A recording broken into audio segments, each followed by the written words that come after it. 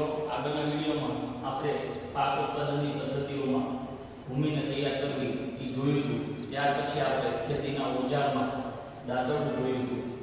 હવે ખેતીના ઓજારમાં બીજું છે ખરપિયો. ખરપિયોની આકૃતિ દર્શાવેલી છે. પહેલા એનો ઉપયોગ જોઈએ કે ખરપિયો છે તે નીંદણને દૂર કરવા માટે તેમજ જમીનને પોચી કરવા માટે ખરપિયાનો ઉપયોગ કરવામાં આવે છે. હવે એની રચના જોઈએ કે ખરપિયો કયા પ્રકારનો હોય છે. તો કે લોખંડ કે લાકડાનો બનેલો લાંબો દંડો હોય છે. લોખંડ કે લાકડાનો બનેલો લાંબો દંડો હોય છે. આ દંડાના એક છેડે પહોળી મજબૂત અને વળેલી ટંકી એટલે કે પ્લેટ હોય છે. આ પ્લેટનો ઉપયોગ શું થાય છે તો કે બીજા છેડાને, આ બીજો છેડો છે બીમ વાળો, ત્યાં પ્રાણીઓ દ્વારા ખેંચવામાં આવે છે અને વળેલી પ્લેટ છે એ જમીનની અંદર, માટીની અંદર કૂચીને રહે છે. એટલા માટે તેનો ઉપયોગ નીંદણને દૂર કરવા તેમજ જમીનને પોચી કરવા માટે ઉપયોગ કરવામાં આવે છે. ત્યાર પછી ત્રીજું જોઈએ દાંતી. દાંતી છે એ તમે બધાએ જોઈ હશે કે આ પ્રકારની દાંતી હોય છે કે જે ટ્રેક્ટરની પાછળના ભાગમાં જોડવામાં આવે છે અને અણીવાળો ભાગ છે તે જમીનની અંદર, માટીની અંદર અણીવાળો ભાગ કૂચેલો રહે છે. દાંતી છે એ શું હોય છે તો કે ટ્રેક્ટર દ્વારા સંચાલિત હોય છે. એનું સંચાલન, એનું કામ છે એ ટ્રેક્ટર વડે લેવામાં આવે છે. દાંતીને કલ્ટીવેટર પણ કહેવામાં આવે છે. દાંતીનું બીજું નામ છે, ટ્રેક્ટર દ્વારા સંચાલિત હોય તેને કલ્ટીવેટર પણ કહેવામાં આવે છે. દાંતી વડે ફાયદો શું થાય છે તો કે શ્રમ એટલે કે મહેનત અને સમય બંનેમાં ફાયદો જોવા મળે છે. મહેનત અને સમય બંનેની બચત થાય છે. હવે ભૂમિને તૈયાર કરવું આપણે જોયું હતું. હવે બીજું જોઈએ રોપણી. રોપણી અથવા તો શું કહેવામાં આવે છે, વાવણી કહેવામાં આવે છે.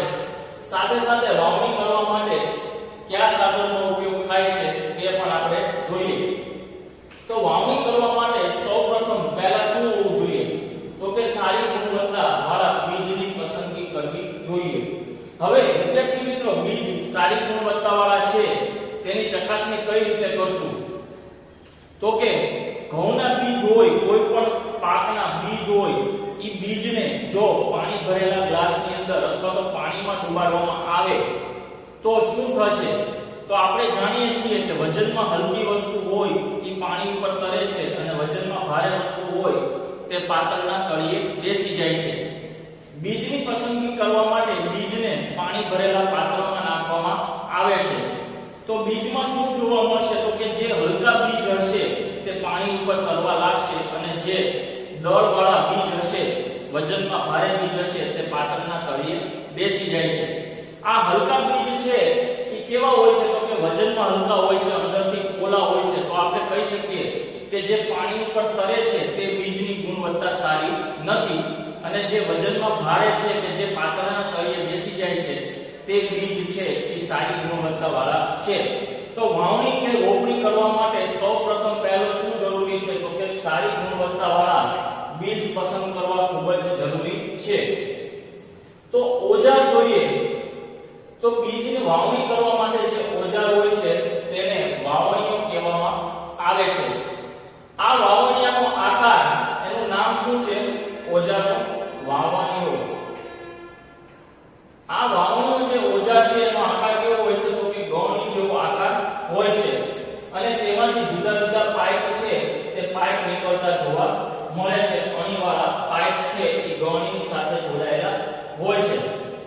આ પાઇપનો બીજો છેડો છે તે માટીની અંદર કૂચેલો રહે છે અને ગૌણીના ઉપરના ભાગમાં બીજ દાખલ કરવામાં આવે છે અને આ બીજ છે એ પાઇપ મારફત જમીનની ઊંડાઈ સુધી પહોંચે છે.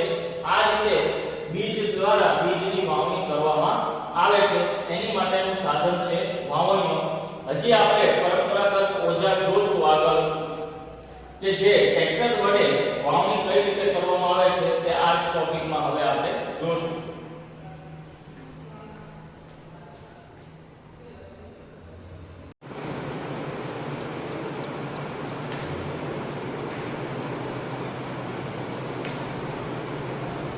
ચાલો વિદ્યાર્થી મિત્રો, બીજની રોપણી કરવા માટે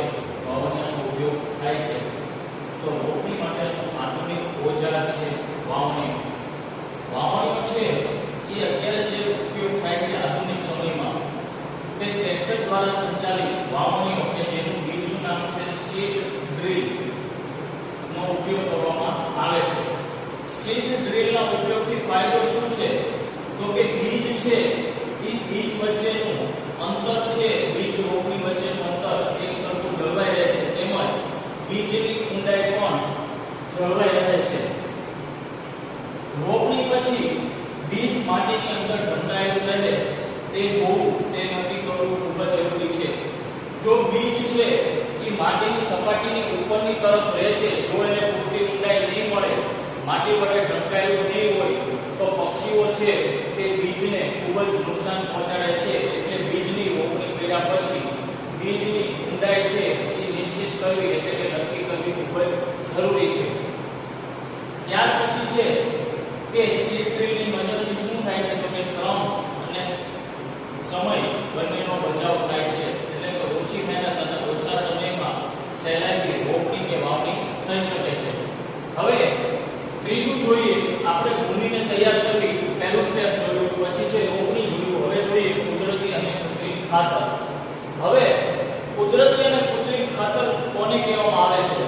તો કે વનસ્પતિના વિકાસ માટે પોષક દ્રવ્યો છે એ પોષણ સ્વરૂપે પદાર્થને માટીમાં ઉમેરવામાં આવે, એવા પદાર્થ કે જે વનસ્પતિને પોષક દ્રવ્યો પૂરા પાડે તેવા પદાર્થને માટીમાં ઉમેરવામાં આવે તેને કુદરતી ખાતર અથવા તો કૃત્રિમ ખાતર કહેવામાં આવે છે.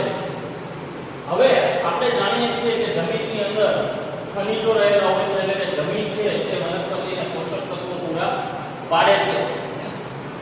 પરંતુ ખાતરની જરૂર શું કામ પડે છે? તો કે સતત એક જ જમીન ઉપર વારંવાર પાક લેવામાં આવે તો જમીનમાં રહેલા પોષક તત્વો છે તે ઓછા થઈ જાય છે. પૂરતી માત્રામાં વનસ્પતિને પોષક તત્વો પાકને મળતા નથી. એટલા માટે બહારથી પોષક દ્રવ્ય સ્વરૂપે ખાતર ઉમેરવામાં આવે છે.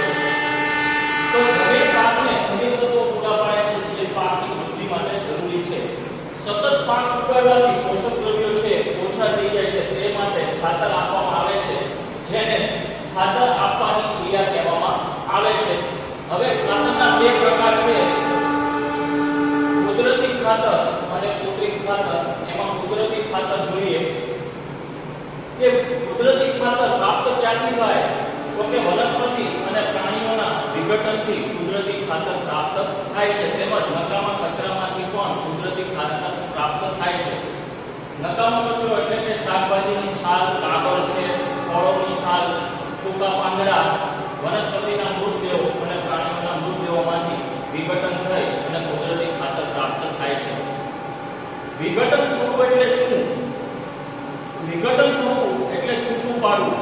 તમે જોશો કે કાગળ છે, શાકભાજી છે, નકામો કચરો છે, આ વસ્તુ જમીન ઉપર આપણે ફેંકી દઈએ તો થોડા સમય પછી બધી જ વસ્તુ અદૃશ્ય થઈ જાય છે, આપણને જોવા મળતી નથી.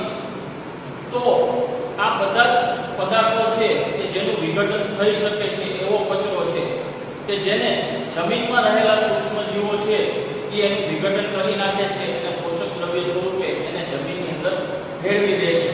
તો કુદરતી ખાતર બનાવવા માટે વનસ્પતિ અને પ્રાણીઓના વિઘટનથી પ્રાપ્ત થાય છે, જેમાં વનસ્પતિ અને પ્રાણીઓના નકામા કચરાને શું કરવામાં આવે છે? એક ખાડામાં છોડી દેવામાં આવે છે, ખાડામાં એકઠો કરવામાં આવે છે અને ત્યાં જમીનમાં રહેલા સૂક્ષ્મ જીવો છે તેનું વિઘટન કરી નાખે છે અને એમાંથી પોષક દ્રવ્ય સ્વરૂપે આપણને કુદરતી ખાતર પ્રાપ્ત થાય છે. વિઘટન છે એ જમીનમાં રહેલા સૂક્ષ્મ જીવો દ્વારા થાય છે અને કુદરતી ખાતર તૈયાર કરવામાં આવે છે.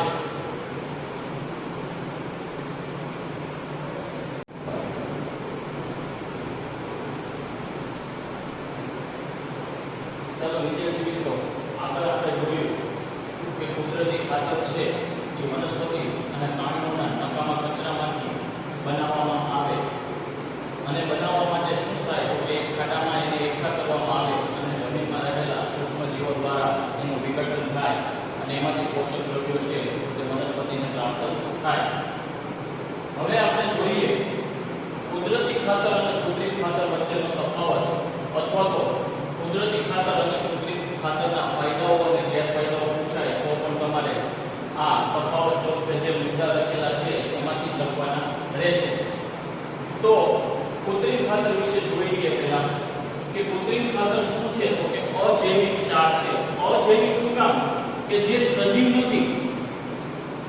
ખાતર બનાવવા માટે રસાયણોનો ઉપયોગ થાય છે. કયા રસાયણો? તો કે N, P અને K. ટૂંકું નામ છે. N એટલે નાઇટ્રોજન, P એટલે ફોસ્ફરસ અને K એટલે પોટેશિયમ. તો કૃત્રિમ ખાતર છે એ અજૈવિક ક્ષારમાંથી બને, જેમાં રસાયણો છે નાઇટ્રોજન, પોટેશિયમ અને ફોસ્ફરસ વગેરે રસાયણોનો ઉપયોગ થાય છે. કુદરતી ખાતર છે આપણે ખેતરમાં જાતે બનાવી શકીએ છીએ, જ્યારે કૃત્રિમ ખાતર છે એ કારખાનામાં બનાવવામાં આવે છે. કૃત્રિમ ખાતરમાંથી કોઈ પણ સેન્દ્રિય પદાર્થો એટલે કે જમીનને ફાયદાકારક હોય એવા પદાર્થો પ્રાપ્ત થતા નથી. કૃત્રિમ ખાતરનો ઉપયોગ છે એ ઓછો કરવો જોઈએ. શું કામ? તો કે કૃત્રિમ ખાતરમાં રસાયણોનો ઉપયોગ થાય છે જે જમીનની ફળદ્રુપતા ઘટે છે. કૃત્રિમ ખાતરના ઉપયોગથી જમીનની અંદર પાણી સંગ્રહ કરવાની ક્ષમતામાં પણ ઘટાડો થાય છે. હવે બંનેના આપણે તફાવતની રીતે જોઈએ તો કુદરતી ખાતર આપણે જોયું કે છાણ, માનવના નકામા પદાર્થો તેમજ વનસ્પતિના અવશેષો, નકામો કચરો છે તેમાંથી પ્રાપ્ત થાય છે. વનસ્પતિ અને મનુષ્ય છે કેવા છે? જૈવિક છે, એટલે કે જૈવિક પદાર્થ કહેવામાં આવે છે, જ્યારે કૃત્રિમ ખાતર અજૈવિક ક્ષારમાંથી પ્રાપ્ત થાય છે. કુદરતી ખાતર છે એ ખેતરમાં બનાવી શકાય છે. કૃત્રિમ ખાતર છે તે કારખાનામાં બનાવવામાં આવે છે. કુદરતી ખાતરના ઉપયોગથી જમીનમાં સેન્દ્રિય પદાર્થો એટલે કે પોષક દ્રવ્યયુક્ત પદાર્થો પ્રાપ્ત થાય છે, જ્યારે કૃત્રિમ ખાતરના ઉપયોગથી સેન્દ્રિય પદાર્થો પ્રાપ્ત થતા નથી. કુદરતી ખાતરના ઉપયોગથી જમીનની ફળદ્રુપતા છે એ જળવાઈ રહે છે, તેમજ સાથે જમીનની જળ સંગ્રહ કરવાની ક્ષમતામાં પણ વધારો થાય છે. એ ઉપરાંત કુદરતી ખાતરના ઉપયોગથી જમીન કેવી થાય છે? છિદ્રાળુ થાય છે. જેથી જમીન છિદ્રાળુ બને છે, તેથી વાયુ વિનિમય એટલે કે વાયુઓની આપલે વનસ્પતિને ઓક્સિજન અને કાર્બન ડાયોક્સાઇડની જરૂર હોય છે, તે વાયુ વિનિમયની આપલે છે તે કુદરતી ખાતરના ઉપયોગ દ્વારા ઝડપી થાય છે, કારણ કે કુદરતી ખાતરના ઉપયોગથી જમીન છે એ છિદ્રાળુ જોવા મળે છે. હવે આગળના વિડિયોમાં આપણે જોશું આગળનો ટોપિક છે સિંચાઈ. આપણે અત્યાર સુધી